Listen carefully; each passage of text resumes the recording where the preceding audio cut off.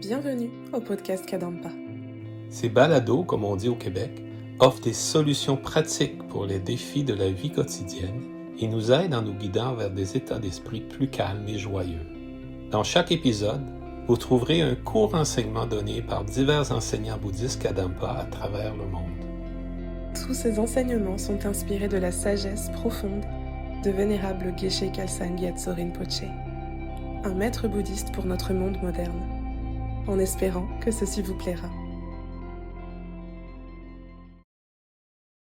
Bonjour à tous, je suis Kelsang Tsulma, l'enseignante du centre de méditation Kadampa Trois-Rivières au Canada. Aujourd'hui, j'avais envie de partager avec vous un sujet que je trouve important.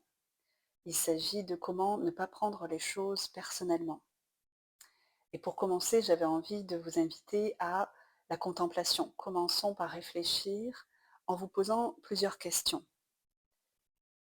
La première, êtes-vous toujours en train de remettre en question ce que vous dites, ce que vous faites? Est-ce que souvent vous avez l'impression de revisiter les conversations que vous avez eues, les actions que vous avez effectuées en vous disant oh, j'aurais dû faire différemment, j'aurais peut-être pu faire mieux ou éviter de faire ça, de dire ça? Est-ce que parfois vous pensez que vous êtes trop sensible pour ce monde? Est-ce que vous serez prêt à donner n'importe quoi pour vous sentir plus confiant, plus sûr de vous? Dans nos interactions avec les autres, souvent on peut éprouver des sentiments de blessure, de rejet, de manque d'écoute, qui peuvent nous amener à développer de la colère, de la frustration envers les autres. Suite aux interactions, on peut se sentir vexé, jugé, incompris. Alors, ce podcast, ce balado, il n'a pas pour but d'essayer de changer les situations extérieures. Il n'a pas pour but de nous faire comprendre comment mieux communiquer vis-à-vis des autres, comment faire en sorte que les autres ne s'adressent plus à nous de cette manière qui nous vexe, qui fait qu'ensuite on se sent blessé, incompris, jugé. Ce podcast n'a pas pour intérêt de changer notre manière d'interagir avec les autres. On va davantage essayer de partir dans une introspection, une exploration intérieure. Le but principal, c'est d'apprendre comment se protéger de la souffrance que nous crée le sentiment de prendre les choses pour soi. Quand on est vexé, on est dans une souffrance intérieure.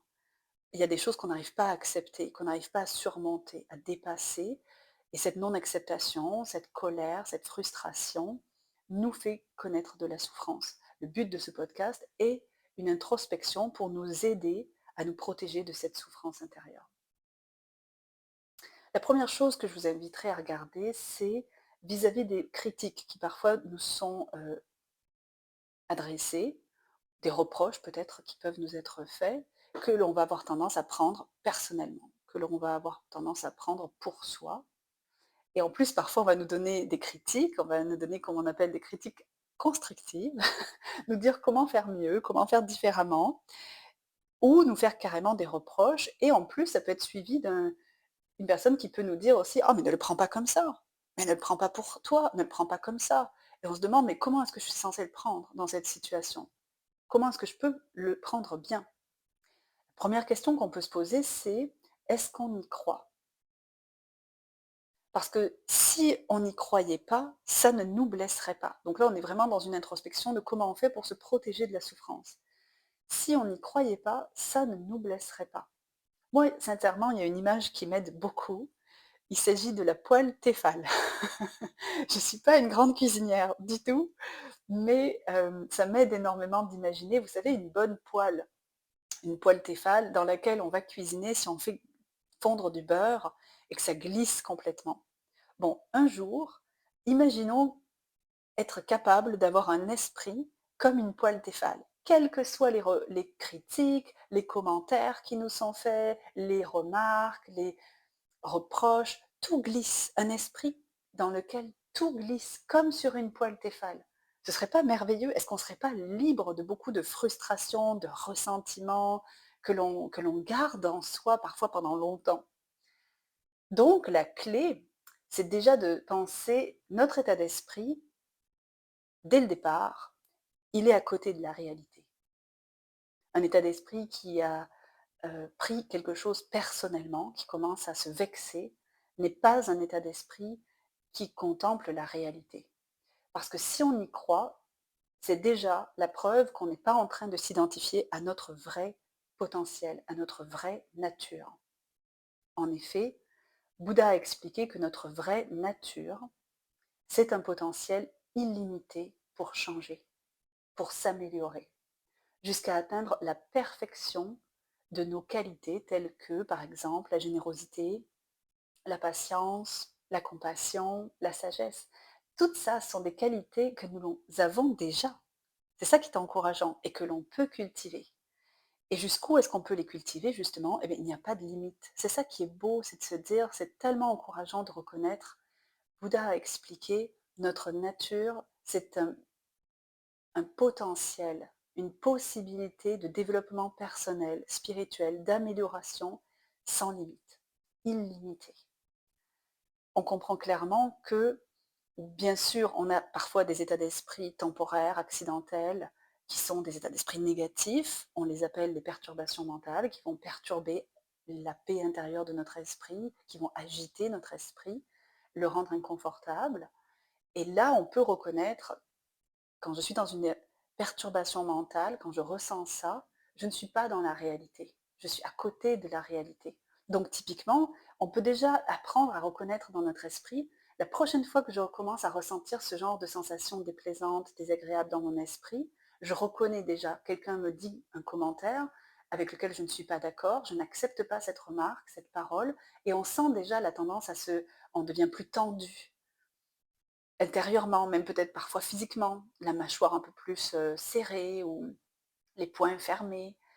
Et déjà, c'est une manière pour nous de reconnaître, là, mon état d'esprit commence à devenir plus tendu, commence à devenir négatif. Donc, il y a des fortes chances que je développe une perturbation mentale. C'est en train d'accrocher. Pourquoi? Parce que j'y crois.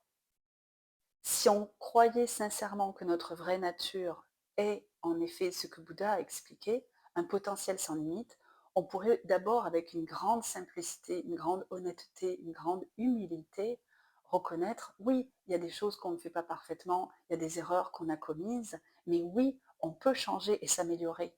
On n'a pas besoin de s'identifier aux commentaires, au jugement qui a été fait envers nous, aux reproches qui nous a peut-être été adressés. Pas besoin de s'identifier à ça. Après, une autre exploration qui est vraiment fascinante par rapport à ce sujet, ça peut être regarder dans notre esprit, dans notre cœur, qui est ce moi qui prend tout mal, qui à chaque fois va avoir tendance à se vexer, à rester fixé, se focaliser sur certains aspects. Qui est ce moi qui prend tout mal? Et ça, c'est un voyage d'introspection vraiment passionnant parce que on peut contempler la situation dans laquelle on commence à se vexer et voir à quel moment est-ce que cette non-acceptation, cette colère se développe dans notre esprit et qu'est-ce que ça nous apprend. Alors il y a un passage que je trouve très beau qui peut peut-être vous aider dans un livre qui s'appelle 8 étapes vers le bonheur, dont l'auteur Geshe Kelsang Gyatso Rinpoche euh, explique, c'est page 115 si vous voulez le retrouver. Souvent, nous avons l'impression que notre malheur est provoqué par une autre personne et nous pouvons lui en vouloir. Cependant, si nous observons attentivement la situation, nous verrons que c'est toujours notre propre attitude mentale la responsable de notre malheur. Les actions d'une autre personne peuvent nous rendre malheureux uniquement si nous leur permettons d'induire une réponse négative en nous. Les critiques, par exemple, n'ont en elles-mêmes aucun pouvoir de nous blesser. C'est seulement à cause de notre préoccupation de soi que nous sommes blessés. La préoccupation de soi nous rend si dépendants de l'opinion et de l'approbation des autres que nous n'avons plus la liberté de répondre et d'agir de la manière la plus constructive. Donc là, on est vraiment en train d'analyser notre propre réaction face à un commentaire, à une critique qui nous est faite, et de voir combien cet état d'esprit dépendant de l'opinion, de l'approbation, parfois de la reconnaissance, vous savez, de la validation des autres, nous rend vulnérables. On a une vraie vulnérabilité. Tant qu'on a des attentes, on est vulnérable, on peut souffrir et être déçu. Et on analyse déjà plus précisément là d'où vient le problème. Dans notre esprit en particulier, le problème vient de ce qu'on appelle la préoccupation de soi ou le sentiment de propre importance. On a une belle définition qui nous est donnée dans ce même livre, 8 étapes vers le bonheur, où Geshe Kelsang Gyatso nous explique la préoccupation de soi, le sentiment de propre importance, c'est notre état d'esprit en train de penser « je suis important », tout en négligeant les autres.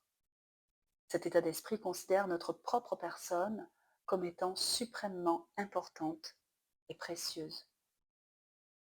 Donc, tant que l'on considère que notre manière de voir, notre opinion sur nous-mêmes, sur une situation est la plus importante et la seule qui soit juste, forcément, on s'expose à des déceptions. Il y a des enseignements très profonds que Bouddha nous a partagés où on peut combiner notre compréhension du karma pour trouver des méthodes. Il faut qu'on trouve des manières de comprendre, des outils pour changer notre manière de réagir. On peut combiner notre compréhension du karma avec notre pratique de l'acceptation patiente, qui est un opposant direct à la colère en soi, et la sagesse de la vacuité. Je le répète, on peut combiner notre compréhension du karma avec notre pratique de la patience pour la renforcer et avec la sagesse de la vacuité. Pour expliquer cela, on se tourne vers un livre qui s'appelle « Comment résoudre nos problèmes humains », page 51. Geshe Kelsang Gyatso explique: dans le guide du mode de vie du Bodhisattva, Shantideva explique la patience sous un angle un peu différent. Selon cette explication, nous pratiquons la patience de penser au Dharma quoi qu'il arrive. Le Dharma, les enseignements de Bouddha. Lorsque nous utilisons notre compréhension des instructions profondes du Dharma, par exemple les instructions sur la vacuité, sur la relation dépendante, afin d'approfondir notre expérience de la patience. Et il y a un passage qui est très beau et très profond, page 54-55, qui explique: toutes les choses, y compris nos états d'esprit, sont des manifestations dépendantes. Elles n'ont pas une nature indépendante, existante par elles-mêmes, qui leur soit propre. Il est par conséquent absurde de réagir par la colère face à des personnes ou à des situations qui n'ont aucun choix lorsqu'elles nous font du mal. Si nous entraînons notre esprit à voir la nature interdépendante de tous les phénomènes, nous pourrons éliminer la cause d'une grande partie de notre colère. Notre manière habituelle de voir, c'est qu'un agresseur existant intrinsèquement fait du mal à une victime existant intrinsèquement. Donc, dans le cas d'une situation où il y a quelque chose qu'on a pris personnellement, on s'auto-perçoit comme, dans cette situation-là, c'est moi la victime. Et j'ai subi cette parole, ce commentaire, cette critique d'une personne qui m'a agressé verbalement, qui m'a blessé verbalement. Geshe-la explique, cette conception de la situation est complètement fausse. En réalité, l'agresseur et la victime sont interdépendants et entièrement dépourvus d'existence intrinsèque, indépendante. Si nous essayons d'isoler mentalement l'agresseur de tout le reste, de manière à mettre le doigt sur une personne que nous puissions tenir pour responsable, nous n'y arriverons pas, car l'agresseur n'a aucune existence indépendante des autres éléments de la situation. L'agresseur dépend de ses perturbations mentales et du karma de la victime qui a poussé l'agresseur à se comporter de cette manière à ce moment-là. Il dépend aussi des circonstances de la situation, de son passé personnel et familial, de la société dans laquelle il vit, de ses vies précédentes et du fait qu'il se trouve piégé dans un corps et un esprit samsarique, c'est-à-dire du samsara, le cycle incontrôlé de vie, de renaissance, sans choix, sans liberté. Lorsque nous cherchons l'agresseur de cette manière, il disparaît dans un réseau infini de relations, de causes et de conditions. Nous ne pouvons trouver aucune personne existant intrinsèquement à tenir pour responsable.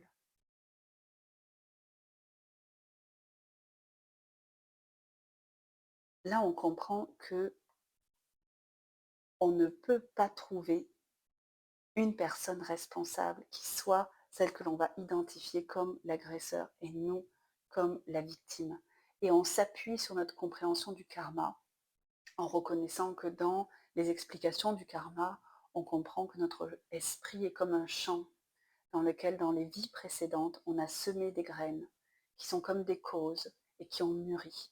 Et les expériences que nous avons dans cette vie sont les effets, c'est-à-dire les résultats, les fruits ce qui a mûri, c'est-à-dire les causes qui ont été semées dans les vies précédentes. On comprend donc que c'est inutile d'en vouloir à la personne en face de nous et de la tenir pour responsable de cette situation. C'est inutile aussi de s'en vouloir à soi-même parce que si ce karma a eu lieu et qu'on a vécu cette situation, c'est parce qu'on avait créé les causes probablement dans des vies précédentes. C'est inutile d'en vouloir à la version de nous-mêmes dans les vies précédentes parce que cette version-là aussi était sous l'effet, sous l'influence de ses propres colères, de ses propres perturbations mentales et a créé la cause pour que dans cette vie, on ait ce résultat de situations souffrantes. Et on fait appel à beaucoup de sagesse grâce à la compréhension du karma et de la vacuité. On comprend très bien qu'il est inutile de gaspiller notre énergie à vouloir manipuler les situations, de se dire je vais essayer d'éviter cette personne puisque ses paroles sont blessantes envers moi, ou je vais essayer de communiquer différemment. On peut très bien comprendre que de toute façon, on pourra toujours changer de partenaire dans la vie, changer de coéquipier dans notre travail, changer de voisin dans notre quartier. On l'a déjà fait, d'essayer de trouver des solutions extérieures en déménageant, en changeant d'équipe, en changeant de travail. Et combien de fois on voit bien le karma qui se répète. On va dans un nouveau quartier et à nouveau des tensions avec des voisins ou à nouveau. Et là, on comprend bien qu'il y a quelque chose de plus profond. Il y a quelque chose qui relève du karma. Et c'est pour ça qu'on vit ces situations-là. La conclusion, c'est la suivante. Page 57, dans Comment résoudre nos problèmes humains, Geshe-la explique: tout effet provient de causes et ces causes proviennent également de causes qui les précèdent. Puisque toutes ces causes et tous ces effets se manifestent en dépendance d'autres causes et d'autres conditions, tous sont totalement dépourvus de toute existence indépendante, intrinsèque. Toutes les choses semblent exister de leur propre côté, mais en réalité, toutes sont semblables à des illusions. Si nous pouvons nous souvenir de regarder les choses sous cet angle, chaque fois que des difficultés surviennent, notre colère et en fait toutes nos perturbations mentales s'évanouiront. Le fait de maintenir de telles pensées dans notre esprit, lorsque nous rencontrons des situations qui provoquent la colère, fait partie de la pratique de la patience de penser au dharma, quoi qu'il arrive. Autrement dit, d'utiliser les enseignements de Bouddha, le dharma, les méthodes qu'il nous a transmises pour résoudre nos problèmes dans ces situations justement concrètes, dans des moments difficiles où on a tendance à prendre les choses pour soi-même. Et avec la compréhension du karma, on voit clairement que les personnes qui nous font ces reproches, ces paroles, qui nous font ces commentaires, ne sont que les conditions secondaires. La condition principale, qu'on dit substantielle, c'est parce qu'on avait le karma de vivre cette situation-là. Et les autres ne sont que les conditions secondaires. On le sait puisqu'on a déjà fait dans notre vie l'expérience de vouloir changer notre environnement, changer les personnes qui nous entourent, et les situations se répètent parce que la cause principale, elle vient du karma. Et la solution principale, on la trouve dans la sagesse de la vacuité qui nous aide tellement à lâcher prise, pour ne plus accrocher justement, lâcher prise, et qui nous aide à prendre une énorme prise de recul, comprendre les choses d'une autre manière. On comprend davantage les causes et les conditions et les relations dépendantes. Avec la vacuité, on comprend qu'il n'y a rien qui existe de façon indépendante. Tout dépend de notre manière de voir, tout dépend de notre esprit, de la manière dont on le perçoit. Donc, est-ce qu'on peut changer notre réaction face à des commentaires qui nous blessent? La réponse est absolument oui. Oui, d'autant plus que, en étant sur la défensive, en prenant les choses personnellement, on défend un jeu, un moi, on l'a vu, hein, cette espèce de sentiment de propre importance qui n'existe pas, qui n'est qu'une idée, qui n'est qu'une croyance sur nous-mêmes. Et la solution, on revient toujours à s'identifier correctement, toujours revenir à ce que je suis vraiment, c'est un potentiel sans limite pour changer, pour s'améliorer. Voilà, donc après, libre à vous de contempler davantage ces enseignements. Si vous voulez, vous pouvez faire venir à votre esprit une situation dans laquelle en particulier il y a quelque chose que vous avez pris personnellement, dans laquelle vous êtes senti blessé, incompris, vexé, quelque chose que vous avez trouvé injuste. Et essayez d'accueillir cette réaction en admettant honnêtement le moi qui prend tout mal, ce sentiment de propre importance qui est tellement attaché à ses propres manières de penser, à ses propres opinions. Et de là, on peut déjà prendre un certain recul et si vous le souhaitez, contempler davantage les enseignements de Vénérable Geshe Kelsang Gyatso Rinpoché sur le karma, sur la vacuité. Vous pouvez retrouver tous ces passages dans ce livre, Comment résoudre nos problèmes humains, qui personnellement m'a énormément aidé. Il est rempli d'outils très concrets, très efficaces à appliquer au quotidien. J'espère que ces conseils auront pu vous aider et je vous souhaite de tout cœur d'arriver à réduire et à surmonter cette tendance de prendre les choses personnellement qui nous fait tant souffrir. Et je vous dis à très bientôt avec plaisir. Si vous vous sentez inspiré par ce podcast, suivez le lien dans la description de l'épisode et plongez plus profondément dans la sagesse intemporelle du bouddhisme moderne Kadampa. Pour aider d'autres personnes à découvrir cette sagesse, vous pouvez laisser une note 5 étoiles à notre chaîne ou simplement partager ce podcast autour de vous.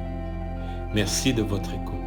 Nous avons hâte de vous retrouver dans le prochain épisode des Balados Kadampa.